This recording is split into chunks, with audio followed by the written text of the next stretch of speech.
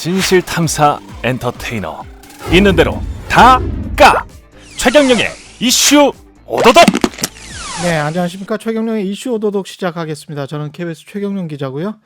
예, 오늘은 대장동 관련된 의혹, 그 다음에 고발 사주 관련된 의혹에 대해서 법률적으로 이게 어떤 문제들이 있는지, 그리고 정치적인 문제들도 있겠죠. 그런데 오늘은 법률적인 문제들 위주로 명확하게 좀 분명하게 짚어봐야 될 것들 자세하게 좀 짚어보겠습니다. 여야 쪽 변호사라고 할 수 있겠습니다. 국민의힘 캠프에 계시니까요. 국민의힘 캠프가 아니죠. 이재명 후보 캠프에 있으니까요. 예. 예. 캠프에 계시니까 현근택 변호사님 나오셨고요. 네, 안녕하세요. 현근택입니다. 캠프는 해산됐고요. 캠프는 해산됐고, 예. 소속은 아닙니다. 그러니까. 그렇죠. 그다음에 이제 최진영 변호사님은 저 새누리당에서 국회의원 네, 할 때 영입 1호로 들어갔다가 사기만 당하고 나왔었죠. 사기만 명시적으로 사기라고 한 거 보니까 그냥 예비 후보로 네, 그랬었죠. 네. 예비 후보 했었던 네네. 거고. 이게 고향에서 저희가 그 마포을이어서 마포 이제 예. 정청래 의원 잡으러 가자 했는데 정 예. 의원님이 그때 출마를 안 하고 예. 손혜원 의원만 당선되게 하는 어이없는 일이 있었었죠. 그랬군요. 예. 하여간 저는 이제 최진영 변호사님은 처음 만나 뵙고 그래서 다른 뭐 시청자분들, 청취자분들은 많이 아실 거예요. 예, 그 종편이나 이런 곳에서 많이 나오셨던 분이고. 제가 예. 지금 최영커님이 진행하기 전 몇 년 전에 예. 진행했던 홍지명의 안녕하십니까 홍지명입니다 했던 홍진영입니다. 그 예. 프로그램에 제가 1년 넘게 최진영이 안녕하게 사는 법이라는 걸로 해서 법률 관련 코너도 진행하고 있었습니다. 그러셨군요. 예. 그러면서 이 반갑습니다. 스튜디오에서도 제가 몇 번 녹음하고 예, 있던 반갑습니다. 기억이 납니다. 예. 대장동 의혹과 관련해서는 이제 제 나름대로 분류는 뭐 이런 식으로 저는 합니다. 두 가지면 뭐 틀리면 틀리다고 말씀을 하십시오. 하나는 이제 이재명 의혹이 있을 것이고 유동규 이재명 의혹이 있을 것이고 또 하나는 법적 카르텔 곽상도 박영수 지금 이제 액수가 나온 사람들만 지금 말씀드리고 50억 클럽 또 박수영 의원이 폭로를 했잖아요. 국민의힘 관련해서도 의혹이 있을 것이고 뭐 이렇게 크게 볼 수 있고 나중에 이제 뭐 정책적으로 이 개발 이익 환수를 어떻게 해야 되느냐 이 부분은 갈 수 있을지 없을지는 모르겠습니다. 일단은 이 유동규와 이재명 의혹 배임 뇌물수수 이 사건에 관해서 가장 뭐 관심이 많으실 테니까요. 이게 뇌물수수와 배임 혐의로 지금 검찰에 구속이 돼 있습니다. 상황은 이게 일단은 유동규는 배임과 뇌물수수가 될 것이다. 재판을 하면 기소가 되면 뭐 어떻게 보십니까? 예, 저부터 말씀드리죠. 예. 뇌물죄는 이른바 대향범이라고 합니다. 한마디로 준 사람이 있고 받은 사람이 있는 것이죠. 결국 그 돈을 지금 받았다고 하는 유동규, 그러니까 그 성남도시개발공사 사장 직무 대행으로서 실질적으로 이 계획 자체를 그 집행했다라고 하는 분이 지금 예전에 이제 한 5억 원 정도를 받았고 700억 정도를 추가적으로 받기로 약속했다라는 건데요. 아시다시피 지금 우리나라 현재 뇌물죄 같은 경우에는 요구, 수수, 약속 이것들이 다 처벌이 되는 것입니다. 마치 옛날에 그 박근혜 전 대통령 때 뭐 그 이재용 부회장의 때 얼마 그 제출에 얼마 달라라고 요청했는 것만으로도 다 뇌물로 했듯이 예. 그냥 요청만 해도 그 공무원 같은 경우에는 뇌물이 되는 것이고 예. 서로 700억 주기를 약속했다라는 것만 입증이 되면 그 자체로서도 뇌물이 뇌물죄가 성립되는 것이죠. 700억이 안 넘어가도 예. 그러니까 그 수수, 요구, 약속 모두 다 처벌이 되는 겁니다. 그리고 예. 그 금액이 3천만 원이 넘으면은 형법이 아니고 예. 특정범죄 가중처벌법. 특히 이게 그 1억이 넘어가면은 제가 기억하기에 무기 또는 10년 이상의 유기징역입니다. 그렇기 때문에 이미 지금 그 돈을 받았다는 유동규가 5억 원 이상 받았다고 하고 700억 이상을 약속했다고 하지 않습니까? 그렇기 때문에 이른바 슛골인 된 것이죠. 그러면은 준 사람이 했으면은 받은 사람이 구속됐기 때문에 준 사람에 대해서 이제 구속영장을 청구를 해서 오늘 지금 김만배 씨에 대한 영장실질심사가 이루어지는 것이죠. 그래서 지금 그 뇌물죄의 어떤 액수가 사실 상상을 초월합니다. 아시다시피 그 예전에 노태우 전 대통령이 그 수소 개발과 관련해 가지고 그 한보 비리라고 하죠. 그때에 받은 일국의 대통령으로서 받은 금액이 100억이었습니다. 그런데 이재명 지사 말대로 1개 도시개발공사 사장 직무 대행이 700억을 약속받았다는 것은 이건 어마어마한 것이거든요. 그렇기 때문에 당군 내 최대 비리 사건이라는 것이 바로 그 점인 것인데 결국 나아가서 뇌물뿐만 아니고 지금 그 마땅히 경기 성남시 내지는 성남 도시개발공사가 취득해야 될 이익, 그래서 그것을 공공으로 환수돼야 할 이익을 이 그 민간이익 환수 초과 캡을 없애버림으로써 실제로 지금 좀 다시 이야기하자고요. 초과이익 환수 조항은 다시 이야기하고요. 그러니까요. 그렇기 때문에 그걸 속지 빼면서 마시고. 배임이 됐다는 거죠. 그 예, 배임 예. 금액이 지금 1,000억이 넘는다는 것이죠. 그러니까 뇌물은 뇌물만 받았으면 그게 바로 이제 배임이 되는 거니까요. 아니 그런 예. 게 아니고 예. 뇌물은 뇌물이고 예. 배임은 배임인 거죠. 그러니까 뇌물에서 이제 배임이 따라가는 거고. 그런 건 초과이익 환수 조항은 네.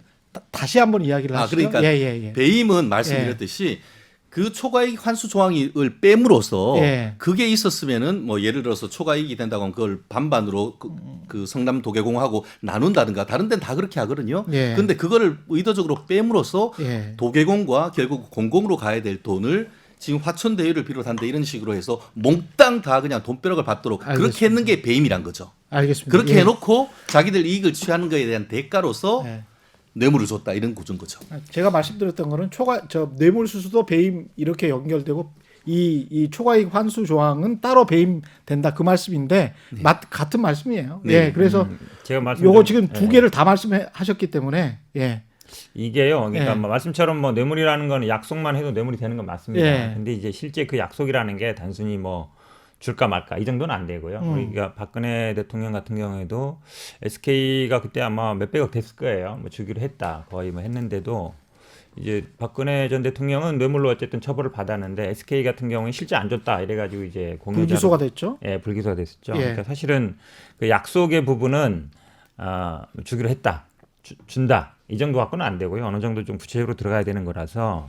근데 이게 사실은 뇌물도 사후에 받아도 뇌물이 되긴 합니다. 예. 이게 행위는 2015년에 이루어진 거고 돈 받은 거 이제 올해 초에 이루어진 거잖아요. 그럼 이걸 이제 사후 수뢰죄라 그러는데 재직 중에 어떤 청탁을 받고 그다음에 부정한 행위를 하고 그다음에 돈을 받아야 되는 거예요. 그럼 그 당시에 청탁이 있었느냐 없었느냐 이런 게 다 터지는 거죠. 그러니까 단순히 돈을 받았다 무조건 해서 이제 뇌물이 되는 건 아니고요. 부정한 청탁이 있었느냐 이걸 다퉈야 되는데 그래서 이제 본인들은 아마 이게 뭐 돈을 빌렸다 이렇게 이제 하는 거라서 그 빌렸다는 것과 부정한 청탁을 당시에 받았느냐 이제 그 부분이 이제 입증하는 게 관건이고 이제 배임은 이제 말씀하신 것처럼 그 당시에 만약에 부정한 청탁이 있었으면 이게 배임이 될 가능성이 많아져요. 뇌물이 되면 왜 그러냐면 배임도 어쨌든 자기 직무 범위 안에서 한쪽에 그 의무 그 타인의 업무를 처리하는 자가 본인의 의무를 위배해서 한쪽에 이익이 되고 한쪽에 손해가 돼야 되는데 이 배임은 근데 저는 기소도 쉽지 않다고 봐요. 왜냐하면 지금 언론에서 얘기하는 것처럼 그 직원이 뭐 초과이익 환수 규정을 넣어달라고 했는데 그걸 삭제했다. 그래서 배임이라는 거잖아요. 예. 근데 그 논리 성립 안 되는 게 뭐냐면 공모 지침에 이미 나갔어요. 공모 지침이 어떻게 나갔냐면 확정이익 얼마 4,600억 딱 박아놓고 나머지 뒤에 거는 민간이익 이렇게 돼 있단 말이죠. 그게 질의응답이 돼 있습니다. 그래서 공모 지침과 질의응답이 이미 나간 상태에서 순서가 이렇게 돼요. 공모 지침서 나가고요. 그다음에 응모자 올 거니까 그래서 막 질의응답을 해요. 그럼 질의응답에서 그것도 공모 지침과 같은 효력이 있습니다. 그걸 보고 세 군데가 입찰을 했잖아요. 그랬죠. 한 군데 선정이 됐죠. 예. 거기와 나중에 협약을 하는 게 협약이에요. 주주 그랬죠. 협약. 그렇죠. 예. 그렇죠. 순서가 예. 그렇게 된단 말이죠. 예. 공모지침, 질의응답, 그다음에 입찰, 그다음에 우선 협상 대상자 선정되고 그 사람하고 협약을 체결하는 거예요. 근데 공모지침이나 질의응답에서 이미 확정이익을 얼마 준다고 정해졌고 나머지는 민간이라고 나왔단 말이에요. 근데 실시협약을 할 때 직원이 이거 뒤에 서 확정이익 말고 뒤에 초과이익이 나오면 이것도 나눠야 됩니다. 이렇게 나오면 그 공모지침에 반하는 거예요. 그렇죠? 공모지침에 반하는 게 돼요. 그럼 다시 공모를 해야 되는 거예요. 왜 그러냐면 이게 일반 공공기관이나 항상 나오는 문제인데요. 지금 구리시도 그런 상황인데 확정 이익을 가져가고 그 뒤에 초과이익이 났을 때 이익을 나누자 그러면 사업자는 당연히 어떻게 요구하냐면 그럼 손해가 나도 손해를 감수하라 이렇게 나와요. 초과이익이 났을 때 나누자는 것만 생각하지 사람들은. 근데 민간업자는 당연히 손해가 났을 때 그럼 손해도 같이 나누자. 그렇죠. 손해도 나누자. 이 얘기 당연히 나온단 말이죠. 그 얘기 안 나오는 건 비정상이에요. 일반적인 사업에서는. 왜냐면 이게 지금 보니까 막 얘기 났지만 그 당시에 봤을 때는 부동산 사업이라는 게 항상 그렇습니다. 부동산 사업이라는 게 손해가 날 수도 있어요. 근데 이 처음에 공모의 가장 관건은 뭐냐면 성남시는 무조건 이익을 갖고 온다는 거예요. 그게 거기에 정점이 있는 거거든요. 그걸 하면서 초과이익 나면 나누자까지는 같이 할 수 없는 거죠. 그렇기 때문에 제가 보기에는 배임은 뭐 기도조차 어렵다고 보고 있습니다. 제가 팩트 두 개를 네. 좀 네. 그 정정을 좀 해야 될 것 같습니다. 좀 예. 문제를 제기를 해야 될 것 같습니다. 예. 아까 그 박근혜 전 대통령과 관련해서 SK에 뭐 요청을 했는데 불기소가 됐다고 하는데 그것은 어떻게 됐냐면은 SK에 그 요청을 했지만 SK가 수펙스 협의회라고 해서 이사회가 있습니다. 예. 거기에서 이건 안 된다라고 거절을 했습니다. 그랬기 때문에 불기소가 됐던 겁니다. 그런데 이거는 말씀드렸듯이 줄래? 오케이. 700억. 이렇게 된 거예요. 그때 SK는 돈은 안 냈었나요? 안 냈어요. 실제로. SK 그 스펙스 협의회에서 거부를 그렇기 때문에 지배 구조가 그렇게 중요한 겁니다. 예. 그래서 SK는 지난번 그 사태에서 굉장히 안전하게 넘어갔던 것인데요. 그렇기 때문에 그런 관계, 그런 거부했던 관계와 서로 짬짬이해서 초과이익 환수 규정 빼줄게 대신에 700억 달러 실질적으로 그러니까 부정 아까 사후 수뢰라고 했는데 예. 부정처사 후 수뢰 아니면은 그 수뢰 후 부정처사 그런 건 단순 수뢰보다 훨씬 더 가중 처벌이 됩니다. 왜냐하면은 실제로 나쁜 짓을 했기 때문에. 어. 1,000억 원이 넘는 돈. 그게 아까 말씀드린 것처럼 현 변호사님은 뭐 만약에 그게 잘못 그 다시 한다고 하면은 재공모해야 당연히 재공모해야죠. 수천억 되는 거를 다른 지자체 그 어디에도 이런 식으로 초과이익이 갔을 때에 그것을 혼자 독식 그 민간업자가 하는 케이스를 거의 실질적으로 없다는 거 아니에요. 지금 오세훈 시장도 그런 글을 지금 올렸던 것이고 나아가서 아까 마치 이것이 굉장히 위험성이 있는 그런 사업인 것 같은데 그 전제 자체가 잘못됐다. 이재명 지사가 뭐라 그러죠?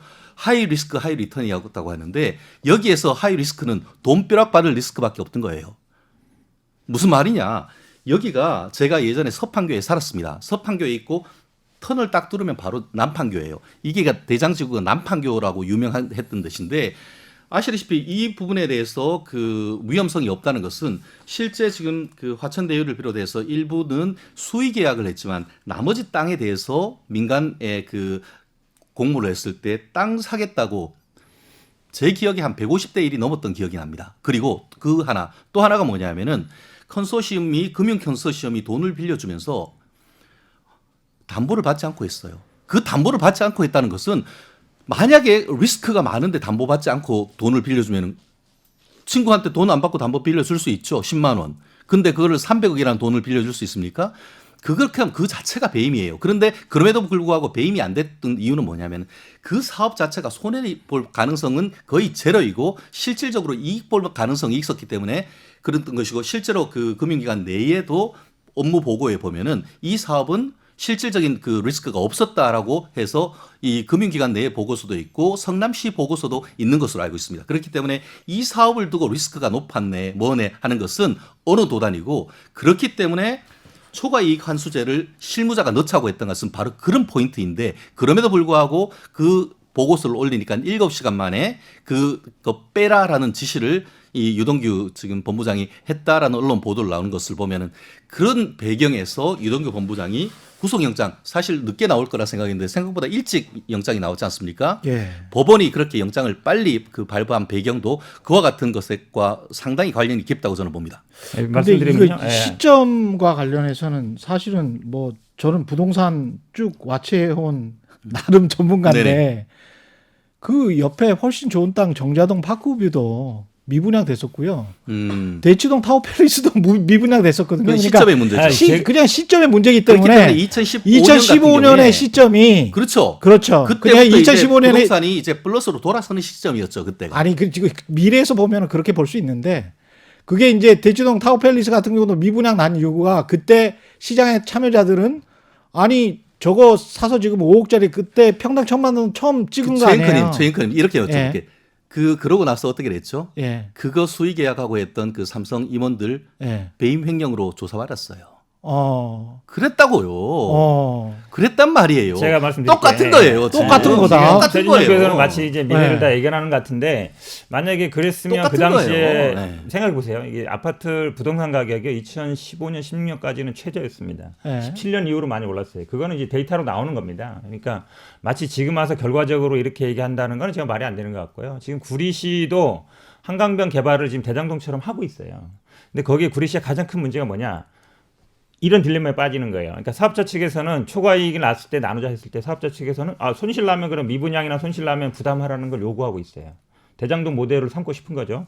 근데 구리시 입장에서는 확정 이익만 갖고 싶고 손실 났을 때 손실 부담 안 하고 싶은 거예요. 그건 모든 사업이 마찬가지입니다. 그렇기 때문에 지금 와서 결과적으로 이렇게 이익이 났기 때문에 다 배임이다. 그렇게 얘기하면요.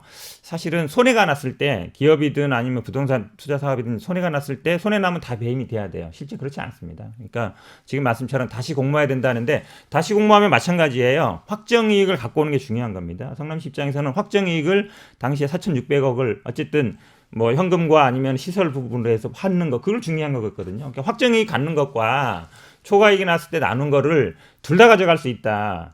그리고 손실 났을 때 감수 안 한다까지 다 갖고 올 수 있다는 거는 그런 사업은 없어요, 세상에. 제가 보기에는. 그래서 그거를 지금 말씀처럼 만약 재공모한다 그러면 그럼 확정이익이 줄었겠죠. 그러면 만약 이익을 나눈다, 만약 이익을 5대5로 나눈다 그러면 손실도 손실 나면 보상하고 확정이익은 안 갖고 온다든지 이렇게 되겠죠. 그러니까 확정이익도 최대한 맥시멈 보장하고 이익이 났을 때 이익도 나눈다. 그런데 손실 났을 때 손해 감수 안 한다. 그런 계약이 세력이 어디 있어요? 저는 그런 거는 불가능하다고 제가 봅니다. 이렇게 제안할게요. 현 변호사님하고 이 나중에 기소가 돼가지고 유무죄라는 거에 따라서 제가 유죄 나오는 거면은 제가 유죄가 나오면 예. 이 배임죄가 유죄가 나오면은 예. 제가 소주 한 잔 내겠습니다. 만약에 무죄가 나오면은 아니, 뭐, 그거는 뭐, 변호사님이 한잔 쏘십시오. 그거는 뭐 상관없네요. 근데 아니 그러면 이 말을 바꿔서 유동규 씨가 이제 배임이 나왔다고 쳐요. 네네. 그렇게 이제 가정을 하면 배임이 나오면 이재명 성남시장은 그게 배임이 되는 겁니까? 어떻게 봐야 되죠? 자동이 되는 게 아니고 배임의 예. 또 하나 문제가 뭐냐면 예. 손해액을 계산해야 돼요. 손해액을 그렇죠. 그러니까 예. 지금 아마 검찰에서 지금 아마 김만배를 뭐 1,100억 했다는데 그 계산 방식이 저는 조금 의아했던 게 당초의 이익. 어차피 민간도 어차피 이익이 나게 돼 있거든요. 맞잖아요. 민간은 예. 빵원 될 수는 없어요. 민간에 돌아가는 모든 이익이 그렇죠. 예. 빵원 되면 이 사업이 안 되는 거잖아요. 아니 사업도 이익을 아니, 벌기 당연하죠. 위해서지. 그렇죠. 이익이 예. 됐든 그러면 당초의 예상 수익이 얼마냐 그걸 계산해야 돼요. 예. 그러니까 현재 예를 돌아간 게 예를 들어서 뭐 5천 만약에 지금 4천억이다 아니면 예. 7천억이다 이러면 그 중에서 당초에 예상되던 이익을 빼야 된단 말이에요. 그래야만이 민간에게 초과이익이 돌아간 거 아니에요. 예. 근데 이 당초의 이익을 얼마로 할 거냐? 음. 이 계산을 어떻게 할 거냐? 그거는 뭐 사업 평가를 하겠죠. 그렇긴 한데 예. 예상 수치란 말이에요. 예상 수치죠. 예상 수치이기 때문에 예. 이게 상당히 어렵습니다. 그러니까 민간에게 당초에 돌아가지 않아야 될 이익이 얼마나 돌아가느냐 계산하는 게 쉽지 않다. 그러니까 모든 이익이라는 게 되는 게 아니라 배임에서는 항상 그 손해액으로 얼마나 계산할 거니까 문제돼요. 근데 예상이라는 건 말씀처럼 그렇죠. 단순히 뭐 현금 플로라든지 아니면 당시에 예상하던 부동산 가격 상승이라든지 뭐 비용이라든지 그건 다 예측치란 말이죠. 실제치가 아니잖아요. 그렇기 때문에 배임 문제에서 아까 말씀처럼 임무에 실제로 위배되는지도 중요하지만 그 그 당시 손해액을 시점에. 얼마 할 거냐. 이것도 제가 보기에 굉장히 난관이에요. 저는 현 변호사님 말씀은 굉장히 테크니컬한 부분이고 지역적인 부분이다. 심지어 금액 불상에 배임이 됐다라고 하기도 그런 해요. 경우도 있죠. 예, 네. 그러니까 금액을 산정하기 어렵다는 것이지 아. 그거 못 하겠습니까? 그거 공인회계사한테 맡기면은 바로 나옵니다. 그건 매우 지연 말단적인 것이고 본질은 타인의 사물을 처리한 자가 임무에 위반하여 네. 자기 또는 제3자가 이익을 얻고 네. 본인한테 손해를 입히는 것이죠. 그게 배임인 것이죠. 그렇죠. 예. 그런데 첫 번째 지금 성남도시개발공사에게 지금 1,000억 넘는 손해를 입혔다는 것인데요. 예. 아시다시피 성남도시개발공사가 2015년에 만들어졌습니다. 왜 만들어졌죠? 예. 그 전까지만 해도 그 시설관리공단이었어요. 그런데 이 대장동 공사에서 도시계획법에 의해서 수용권을 갖기 위해서 공사가 되면 수용권을 갖게 돼요. 그래서 이 사업을 하기 위해서 100% 성남시에서 출자해서 도계공을 만들었습니다. 맞죠? 현 변호사님. 예. 그래서 토지 수용권을 갖기 위해서 그 시설관리공단을 도시개발공사로 만들었습니다. 그 과정에서 그때 시장이 누구였죠? 이재명 시장님이었어요. 예. 그리고 도시공사를 만들어서 사장을 앉혔는데 어떤 이유였는지 사장이 사직을 하고 나갔고 그때 성남시의 그 시장 되는 것을 도와서 성남시에 들어가서 시설관리공단의 정책본부장입니까? 본부장을 하고 있던 분을 그 도시개발공사의 그 사장 직무 대행으로 얹혔던 거 아닙니까? 예. 그렇게 되니까 이 부분에서 그 법적으로 굉장히 문제되는 게 만약에 그때의 도시개발공사의 사장님이 있었다고 하면은 그게 방패막이 돼 가지고 이재명 지사로 가는 한 번의 어떤 그 쉴드가 될 겁니다. 그런데 이번 같은 경우는 어떻게 됐냐면은 도계공이 있고 거기에 사장이 없는 상태에서 사장 직무대행이라고 해서 지금 유동규 도장이 있는데 그 옆에 지금 벌써 뭐 서류가 나오고 있습니다만 바로 도장에 이재명 지사 도장이 있다는 거예요. 네. 이재명 그 성남시장 성남시장에 도장이 그리고 같이 있다? 그렇죠. 예. 결국 도장이 곧 책임이거든요. 예. 그 계획서를 그대로 실행할지에 대한 최종적인 책임이 그 당시에 있어서 성남 도계공 사장 직무 대행이라기보다는 실질적인 그 실질적인 사장 예. 이재명 지사의 도장이 들어 있고 그때 그 무렵에 뭐라고 했죠? 100만 원짜리 보도블록 가는 것도 내 승인 없이는 안 된다고 했는데 예. 이렇게 수천억 사업, 특히 지금 본인 같은 경우에는 어떻죠? 이 대장동 사업을 지금 그 성남 시내에 보면은 1공단이라고 지금 비어 있는 땅이 있습니다. 그 성남 이 대장동 개발을 해서 나오는 돈으로 거기를 이제 그 개발을 하는 것이죠. 제가 알기로는 지금 현재 뭐 구석에 있는 법조 타운도 그쪽으로 옮기고 한다고 하는데 그 돈을 쓰려고 했고 거기에 나오는 돈 중에 1,000억 원이나 되는 돈을 가지고 있다가 지난번에 그 이 뭐 여러모로 뭐 경기가 어려워지고 있다니만 성남 시민들한테 10만 원씩 다 꽂아줬는 그 돈이 바로 대장동에서 나오는 돈이란 말이에요. 예. 결국 그것을 기반으로 해서 이 경기도지사까지 갔던 것이 바로 이 성남 그래서 본인 스스로도 이 사업이 자랑스럽다고 얘기했다가 지금 갑자기 알겠습니다. 당군 일의 최대의 비리라고 얘기하고 있는 아주 모순적인 얘기인데 결국 법조계에서 핵심은 도장이 책임이다. 그 사업 시행 그 문서 자체에 네. 최종적인 결제 도장이 누가 찍혀 있냐 이 부분이 가장 핵심이기 때문에 알겠습니다. 거기에서 네. 면책되기가 쉽지가 않다는 그러니까 점이죠. 최 변호사님 말씀은 이론 한 푼 안 받았을지라도 지라도 지라도 왜냐하면 배임이 배임죄는 된다. 자기가뿐만 예. 아니고 제3자한테 받아도 배임이 오케이. 되는 거예요. 알겠습니다. 좀 제가 말을 예. 하면요. 예. 지금 아마 막 여러 개 섞어서 얘기하는데 예. 그 언론에 난 그 뭐 이재명 지사 도장이라는 거는 이 공모와 관련되거나 뭐 이건 서류는 아니에요. 다른 서류예요. 왜냐하면 공모라든지 사업자 선정은 도시공사에서 한 거거든요. 그래서 이 배임죄에서 이 타인의 사무 처리하는 자, 그 사무를 처리하는 자에서는 도시공사가 해당되는 거예요. 예. 기본적으로 성남시가 사업자 선정한 게 아니잖아요. 도시공사랑 성남시랑 MOU를 맺어서 이렇게 맺고 그 계획에 따라 가지고 한 거기 때문에 지금 언론에 나오는 서류의 도장은 다른 서류다라고 말씀드리고 지금 자꾸 또 이걸로 뭐 배당했다는데요. 이 배당 사실 돈 들어오고 다 한 거는 다 은수미 시장 때예요. 이재명 시장 때 한 게 아니고. 그래서 그 그 서류 좀 말씀드리잖아요. 내란 그러니까 거예요. 지금 그 서류 좀. 그 돈으로 왜안 배당했다는 내냐고. 얘기가 나 그래서 참네. 말이 안 된다는 거예요. 이건 의사 결정은 은수미 시장 때 한 거다. 네. 실제 돈이 들어온 거는. 네. 그것 때문에 이재명 시장이 뭐 했다는 건 말이 안 그래서 되는 그거 것이고요. 하고 도지사 돼서 가셨잖아요. 아 이걸로 배당한 게 아니라니까요. 배당금이나 들어온 그러니까 거는 서류 좀 은수미 시장 때 내시라고. 들어온 거라니까 그 말이 안 도장이 되는 누가 거예요. 돼- 아니, 아니 그러니까 그 도장이라는 서류는 서류 무슨 서류를 말씀하시는 거예요? 다른 그러니까 서류예요. 이 계획 서류. 아, 계획 서류. 왜 계획 서류? 지금 계획 서류 내라고 해서 지금 네. 성남시의회에서 지금 국민의힘 의원들이 네. 행정사무감사를 하자고 하면서 이 사업과 관련된 서류 내라고 하니까 민주당 그 의원들이 기각시켜 버렸잖아요. 그리고 지금 그 국회에서 가가지고 성남시하고 네. 경기도지사한테 경기도에 가서 관련되는 이 서류 내달라고 하니까 이거 뭐 국가 사무가 아니고 자치 사무여서 우리가 못 내준대 하면서 결국 지금 뭐죠? 이재명 지사는 지사 사퇴도 안 하면서 그 우리 국정감사하는데 나간다고 하죠. 예. 나가는 거 좋다.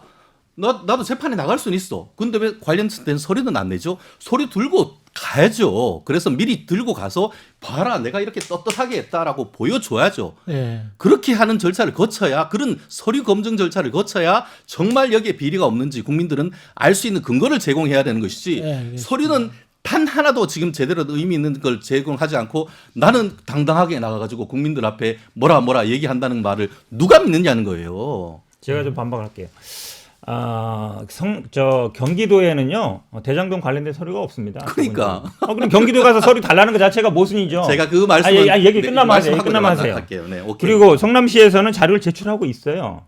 국감을 위해서 예. 절을 내라고 했을 때 내고 있거든요. 예. 수십 건 냈다고 하고 있습니다. 그리고 성남시 자체에서 지금 뭐 의회 문제는 사실 이게 성남시 자체에서 따질 수 없는 게 지금 성남시 전 의장이라든지 의원들한테도 갔다는 말이 있잖아요. 근데 물론 그 현직 의원은 아닐 수는 있어요. 예. 근데 어쨌든 이해 당사자들이에요. 그래서 성남시 의회에서 자체 다루는 건 저는 옳지 않다고 봐요. 이미 수사 중인 사안이고. 그리고 지금 말씀드리는 아마 이게 경기도에 가서 이제 자료 요청 대장동 얘기하니까 경기도에 없다 이러니까 이제 뭐 이제 휴가 간 거 얘기하는 것 같은데 휴가 문제는요 나중에 다 밝힐 수 있는 내용이고 휴가 처리는 사실은 어찌 보면 자치사무에 해당되는 거예요. 예. 그걸 문제 삼는 건 제가 보기엔 안 맞다. 그리고 경기도에 가서 왜 특검 얘기하고 왜 경기도에 가서 대장동 서류를 달라 그래요? 나는 그거 자체가 말이 안 된다고 제가 봐요. 그 얘기에 대해서 네. 반박을 하죠. 그건 실부를 모르기 때문입니다. 무슨 말씀이냐? 뭘 몰라요? 성남시에 있는 거 다 아는데. 그러니까 예를 들어서 그런 겁니다. 예. 우리가 국회의원이 예를 들어서 그 국민은행, 하나은행에 무슨 자료를 요청할 때 그 은행에 요청하는 것 같아요? 아니에요. 그 감독기관인 금융감독원 같은데 요청을 하면은 금융감독기관이 밑에 그 한테서 실무적으로 해서 보내오라고 해서 그쪽으로 받습니다. 이 또한 마찬가지입니다. 경기도의 산하에 그 지자체가 있기 때문에 경기도에 요청을 하면은 산하기관에 요청을 해서 조례를 받아서 국회로 보냅니다. 그게 기본적인 이 그 국정감사를 할 때 돌아가는 구조입니다.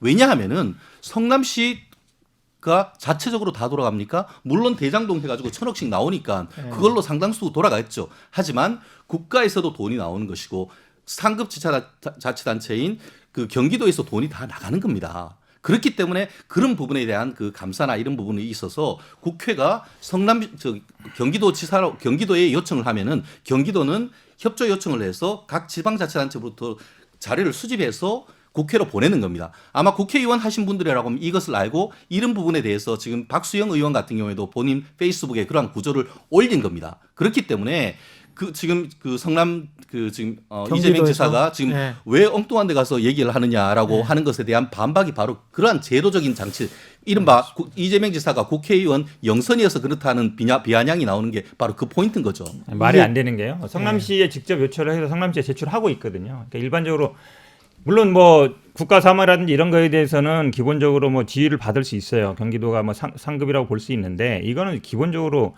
성남시의 고유한 업무였거든요. 예. 성남시 요청하는 게 맞아요. 경기도 예. 요청하는 거는 정치적인 행위일 뿐이에요. 제가 예. 보기에는 뭐 자료가 없는데 어떻게 내요? 지금 말씀처럼 요청해라 그러면 아니 경기도 가서 요청하면 거기서 다시 요청하나 성남시 직접 요청하나 뭐가 달라요? 지금 말씀처럼 민간 영역 같은 경우에는 직접 할 수 없기 때문에 그렇게 뭐 공공기관을 통하는 거고 금감원이나 통하는 거고 금융위원회 통하는 거고 직접 없으니까. 근데 성남시는 지방자치단체잖아요. 자치단체가 이런 자료제출에 당연히 응할 수 있기 때문에 제가 보기에는 그냥 정치적인 쇼라고 보여지기 알겠습니다. 예. 너무 말씀들이 이제 격화가 돼서 제가 사실은 듣고 싶은 내용이나 우리 청취자들이 듣고 싶은 내용은 좀 전문적인 법률적인 내용들 좋습니다. 두 분이 이제 네. 변호사시기 때문에 그 관련해서 이제 이재명 유동규에 관한 내용, 그다음에 핵심적인 배임에 관한 내용은 어느 정도 정리가 된 것 같고요.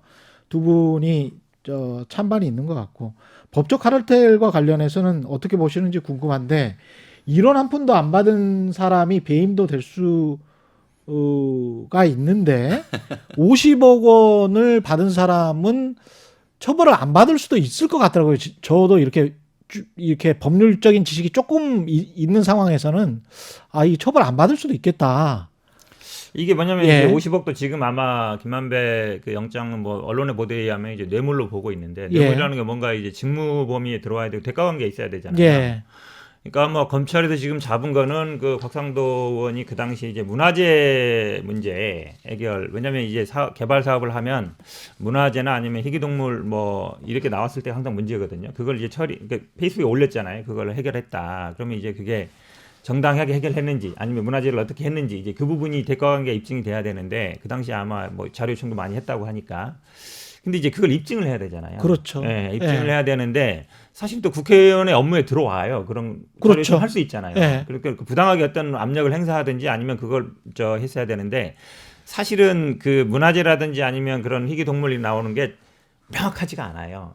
그렇죠. 또렷하게 예를 들어서 있는 거를 뭐 없애버렸다든지 아니면 모르겠지만 나왔는데 이게 뭐 구석기 시대 유물인지 아니면 그 범위를 사실은 어떻게 하는지 명확하지 않아서 모호한 그리고 것 같아요. 그렇죠. 예. 그리고 형식은 퇴직금 형식으로 했잖아요. 예. 뭐 성과금이든 그러니까 퇴직금이든 성과금이 또 뭐 얼마를 넘으면은 안 되고 얼마 안 넘으면 안 되고 그 기준이 없어요. 우리가 예를 들어서 CEO 같은 생각해 보세요. 퇴직금 많이 나 성과금 나갈 때 수백억씩 받는 사람도 있거든요. 그렇죠.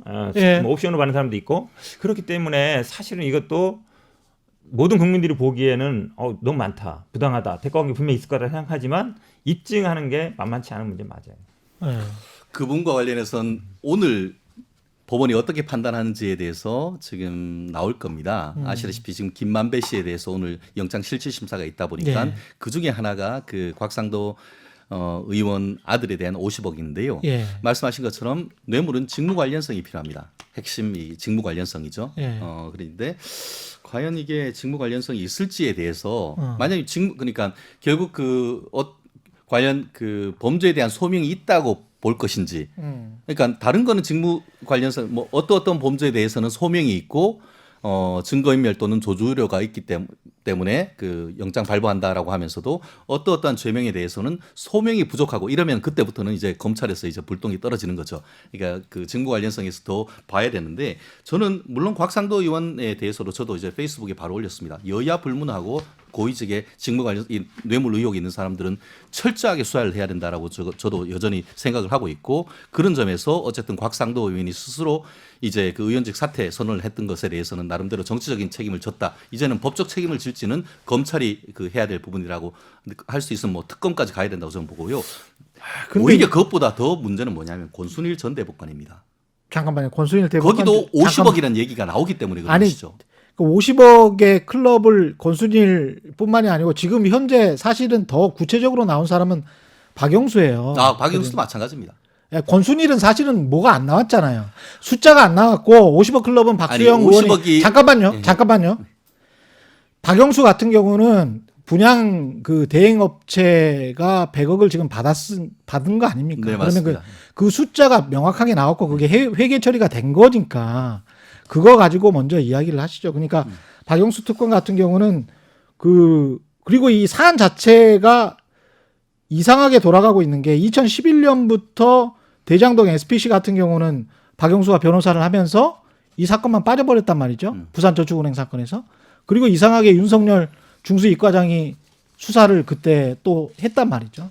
그리고 수원지검장 역대 수원지검장들이 지금 김순환 검찰총장 비롯해서 강찬호 검사장까지 다 수원지검장 출신들이에요. 31대 33대. 그러면 이상하게 지금 엮여 있어요. 다 우연의 일치인지는 모르겠지만. 근데 제가 모두에 말씀드린 것처럼 이 사람들 안 걸릴 것 같단 말이죠. 법적으로는. 근데 그 박용진 의원이 이야기한 것처럼 뭐 이선호 씨랄지 김용균 씨랄지 산재 버선급으로 1억도 못 받고 1억 안팎 받고 사람이 죽었는데 고문값으로 수억 원을 받고 수십억 원을 받고 이게 또 처벌도 안 받고 그래서 이거는 이런 식의 법이 이게 말이 됩니까 이게? 저는 그렇기 때문에 예. 이건 제가 말씀 먼저 그렇기 하세요. 때문에 철저하게 예. 봐야 된다는 겁니다. 그렇기 때문에 그것이 수뢰 후 그러니까 부정처사 후 수뢰죄인지 이건 반드시 밝혀야 되는 거예요. 바로 그거예요. 밝혀집니까? 그러니까 그렇기 때문에 특검하자는 거 아닙니까? 검찰한테 검찰을 이거 맡겨놓을 수 있겠습니까? 아니 특검을 했는데 박영수 특검 같은 사람이 돈 그러니까 받는 것 그럼 딴 같은데 사람 하면 지금 되죠. 그럼 대신에 저 얼마 전에 같은 경우에는 저희 예. 드루킹 특검 해가지고 다 밝혔지 않습니까? 그러니까 자꾸 기존에 그 민주당이 할 때는 그렇게 특검하자고 했다가 이제 특검하자고 하니까 박영수 특검이 의혹을 받고 있는다는 식으로 해서 우회한다는 것은 말이 안 되고요.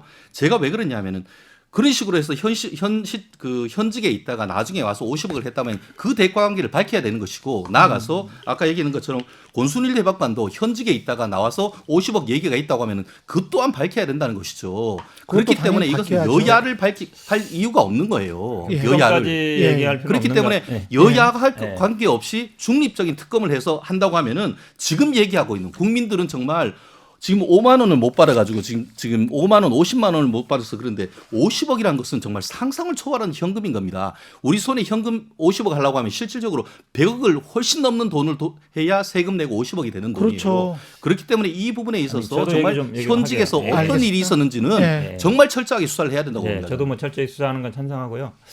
근데 이 수사에서 가장 중요한 게 뭐냐면 돈이에요, 돈. 이거는 사실은 들어온 돈하고 나간 돈만 보면 돼요. 근데 그러니까요. 모든 분들은 이제 나간 돈만 관심이 있는데요. 사실은 이게 들어온 돈이 어디서 들어왔냐 처음에 저축은행에 들어온 거잖아요. 그 당시에 2009년, 2010년에 저축은행 쪽에서 1,800억을 PF를 받은 거예요. 그 돈이 이석이 사업에 다 들어간 거거든요. 그러면서 남욱이나 지금 이런 분들이 들어오게 된 거예요. 그 당시에 왜냐하면 초기 사업자들의 자문단이었거든요. 정영회계사나 남욱 변호사들이. 근데 그 1,800억 중에서 1,100억 정도는 부산저축은행에서 들어온 돈이에요. 그렇죠. 근데 그 당시에 이제 그 수사를 했죠. 예. 그 당시에 그 저축은행 받을 때 저축은행 회장의 조카였던 분이 한 10억 정도 받은 거예요. 대출을 해주는 대가로. 근데 그 당시 기소조차도 안 됐어요. 참고인으로 조사만 받았죠. 근데 나중에 2015년 가서는 이 사람이 처벌을 받았습니다. 그러니까 그 당시에 어쩌면 2009년 부산저축은행 수사할 때 윤석열 총장이 그 당시 주인 검사였어요. 예. 박영수 그 당시에는 변호사였죠. 박영수 측에서 김만배가 소개해서 박영수 측에 있는 아마 그 변호사가 한 것 같은데 그게 시작이에요, 사실은. 그 다음에 큰 돈이 들어온 거는 SK로 알려져 있죠. 4,500억 정도. 그랬죠. 그렇죠. 예. 그러니까 큰 돈이 들어온 건 그렇게 들어온 것이고 지금 이제 그걸로 인해 사업을 해가지고 이제 돈을 버는 문제이기 때문에 근데 말씀처럼 당연히 받은 사람들이 다 계약서를 썼을 거예요. 자문계약이나 고문계약이라든지. 분명히 썼을 것 그렇죠. 같아요. 예. 지금 남욱 변호사도 그 당시에 이제 8억 3천 받은 걸로 문제가 됐었는데 구속이 됐었잖아요. 예. 1, 2심에서 다 무죄가 받았는데 변호사법 위반만 문제 걸은 거예요. 그 당시에. 그랬습니다. 그렇죠. 예. 근데 왜 변호사법 이렇게 생각할지 모르겠지만 변호사도 뭐 공무원의 하는 일에 가서 알선을 하거나 이럴 경우에는 그게 변호사법 위반이 된단 말이에요. 근데 그때도 3억, 그러니까 5억 3천은 어찌 보면 이제 현금화 시켜준 거다 이렇게 됐고 3억은 이제 정당하게나 변호사비로 받은 거다 이렇게 변명을 했는데 그런 재판 의미- 기록에 보면 이제 변호사비로 받은 거라고 우기자라는 그렇죠. 메모가 그 있잖아요. 메모가 있고 그 당시 근데 제일 문제가 되는 게 이제 예. 5억 3천이 문제인데 한마디로 얘기하면 현금 세탁을 해줬다는 거예요. 예. 뭐 변호사비 받는 것처럼. 그러면 이제 결국은 그게 횡령이 되는 거잖아요. 기업 돈을 빼돌린 거니까. 근데 그렇게 그때 사업자와 횡령이 공범이 돼야 되는데 횡령 기소조차가 안 됐죠. 그러면서 어찌 보면 남욱 변호사가 이 사건을 그러니까 부산저축은행과 이때 당시에 이때 8억 받은 게요. 아마 이제 그 당시에 무슨 중앙당 청년 여기 국민의힘 그 당시에 한나라당인가 거기 이제 부위원장 하면서 내가 이거를 민간으로 돌리는 거를 내가 해주겠다. 그 당시에 LH 하려고 했으니까 그거였거든요. 그렇게 본다 그러면 그 사람들이 그대로 남아 있는 거예요. 근데 마치 사후적으로 왜 그럼 그 사람들이 그 일을 하게 놔뒀느냐 이렇게 나오는데 아시겠지만 이 사람들이 본인 이름으로 들어온 게 아니에요.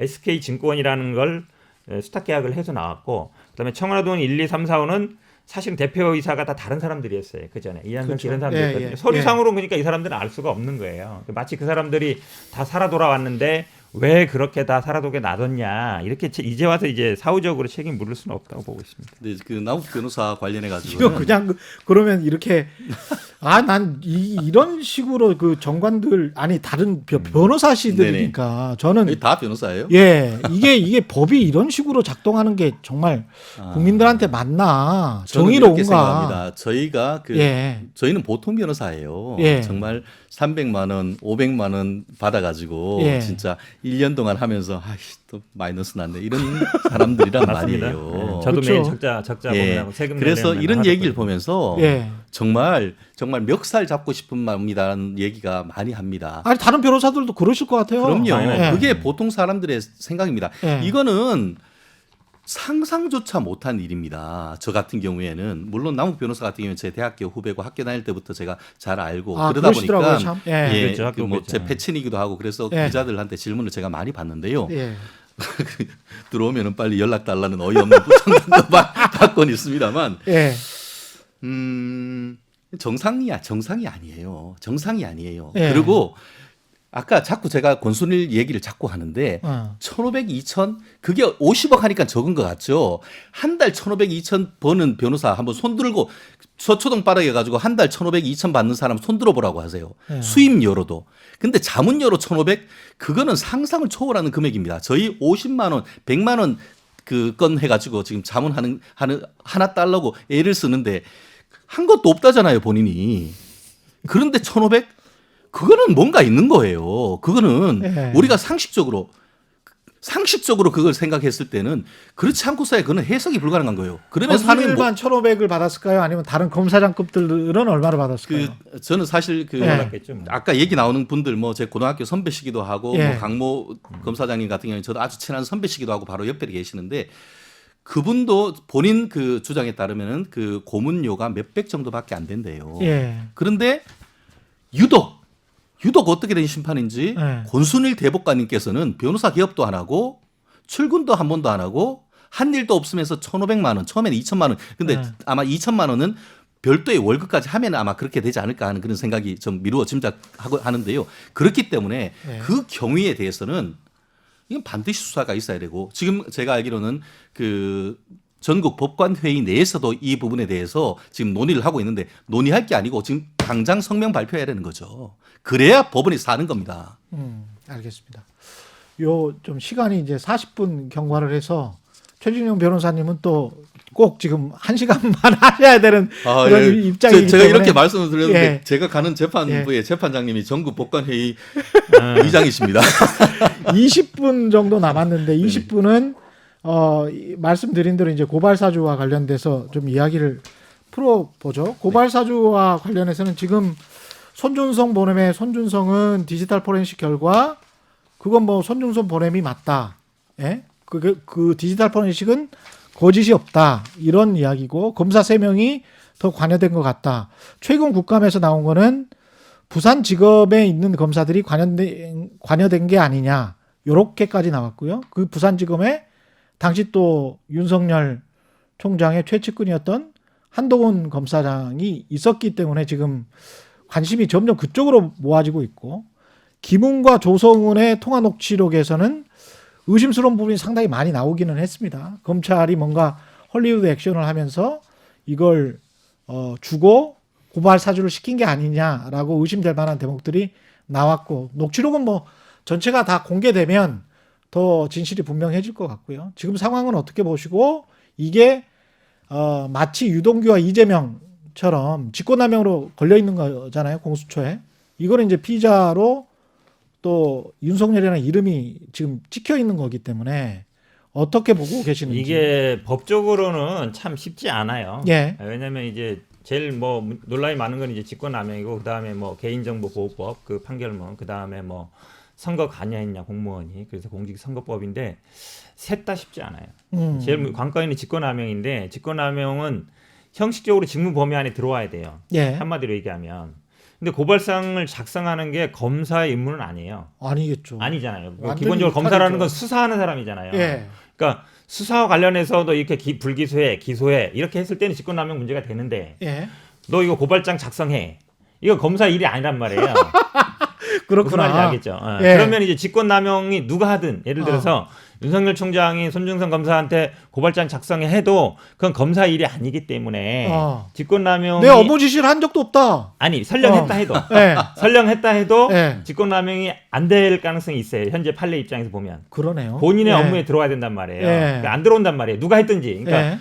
검사가 그러니까 손준성 검사가 작성했다 해도 예. 그게 직권남용은 아니고 시켜서 했다 해도 아니고 윤석열도 아니고 모두 다 그렇게 되는 예, 거예요? 그렇게 되는 거고 아. 사실은 이제 법적으로 걸리는 건 이제 개인정보보호법이나 아니면은 그 공무상 비밀 누설인데 그 실명 판결문이 사실은 물론 이제 아마 그 킥스에 들어가서 나온 것 같긴 한데 그게 이제 절 수는 있지만 공무상 비밀이냐 이게 예. 또 그 문제가 될 수 있어요. 개인정보는 걸릴 것 같아요. 왜냐하면 뭐 거기에 어쨌든 자기의 뭐 주민번호도 있고 판결문도 있지만 근데 공무상 비밀이라는 거는 판결문은 사실은 공개가 원칙이거든요. 비실명으로도 다 공개를 해줘요. 예.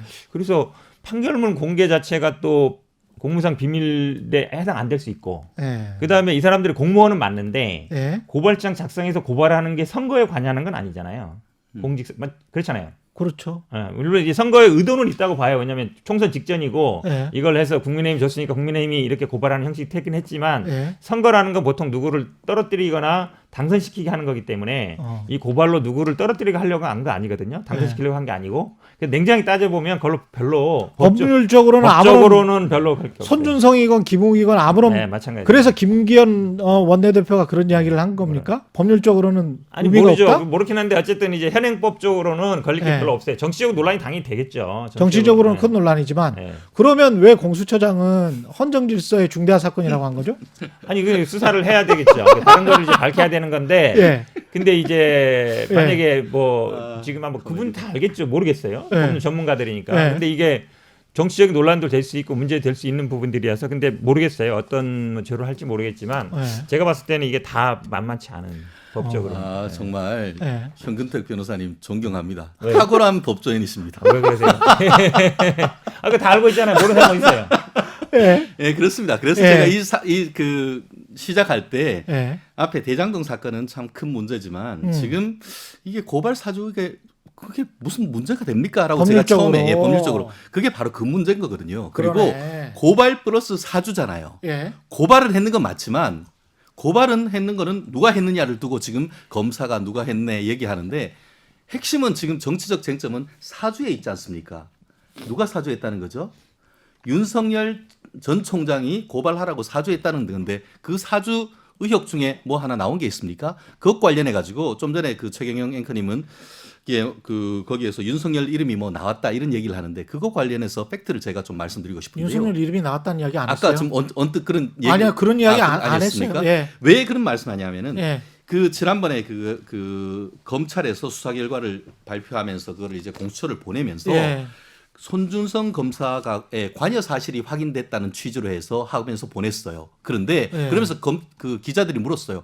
좀 더 구체적인 게 뭐 나온 게 있습니까? 예, 예. 뭐 손준성 보냄 그거 외에 있는 하나도 없던 거예요. 결국 기존에 있던 거를 그냥 표현을 손준성 검사가 마치 관여해가지고 했는 것과 확인된 것처럼 해서 보낸 것일 뿐인 것이지 실질적으로 그것이 손준성이 그 손준성이 실질적으로 관여했다 아니면 그걸 자백했다 이런 것도 전혀 없는 거예요. 그리고 나아가서 또 하나 그래서 그게 그 선택적 그 어떻게 보면은 그 공개를 했다. 공고 준칙을 그 검찰이 어겼다는 그런 논란이 계속 보도에 나왔던 것이고 또 하나 아까 얘기한 것처럼 녹취록이 재생이 됐다라고 얘기를 했을 때에 MBC 같은 경우에는 거기에서 윤석열이라는 이름을 따옴표 해가지고 그 실질적으로 냈단 말이에요. 그런데 같은 그 파일을 봤던 지금 말씀하시는 건 윤석열이 시킨 게 되는 거니까와 그러니까 시킨 것과 관련해서 검찰이 시킨 게 되니까 그렇죠, 예, 그렇죠. 예. 그거를 예. MBC는 예. 윤석열이라고 표현을 했고 예, 예. SBS는 검찰이라고 표현을 했단 말이에요. 예, 예, 예. 그렇기 때문에